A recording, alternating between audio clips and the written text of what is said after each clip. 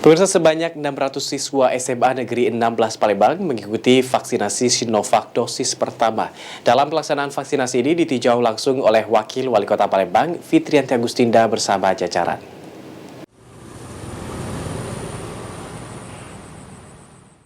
Memastikan pelaksanaan vaksinasi COVID-19 dosis pertama bagi pelajar di Kota Palembang berjalan tanpa hambatan. Wakil Wali Kota Palembang bersama dengan jajarannya meninjau pelaksanaan vaksinasi pelajar di SMA Negeri 16, Kecamatan Sako, Palembang.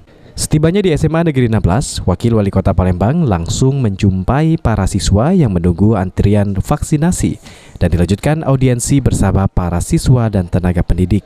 Wakil Wali Kota Palembang Fitriyanti Agustinda menjelaskan, dalam vaksinasi yang diselenggarakan ini, sedikitnya 600 dosis vaksin Sinovac. Dosis pertama akan diberikan kepada siswa SMA Negeri 16 Palembang.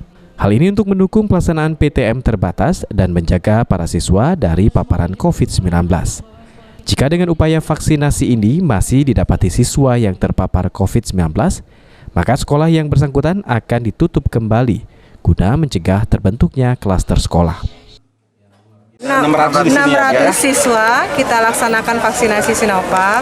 Tadi kita ada beberapa hal yang kita sampaikan juga pada saat kita pertemuan dengan para guru SMA dan juga para murid, sesuai dengan instruksi dari Mendagri bahwa saat ini kan memang Kota Palembang terutama sudah bisa melaksanakan sekolah tatap muka karena kita sudah di zona kuning. Akan tetapi tentu harapan Ikatan Dokter Anak juga harus kita menjadikan perhatian bahwa mereka berharap sekolah tatap muka yang diadakan baik di tingkat SD, SMP, SMA ini betul-betul sesuai dengan standar penanggulangan COVID. Untuk percepatan vaksinasi anak di Palembang, diharapkan kepada pihak sekolah yang sudah melaksanakan PTM terbatas untuk mengarahkan siswa dalam mengikuti vaksinasi. Atau pihak sekolah juga bisa berkoordinasi dengan pihak tertentu untuk pelayanan vaksinasi siswa. Vaksinasi sendiri sudah dapat diikuti oleh siswa berusia 12 tahun plus 2 hari.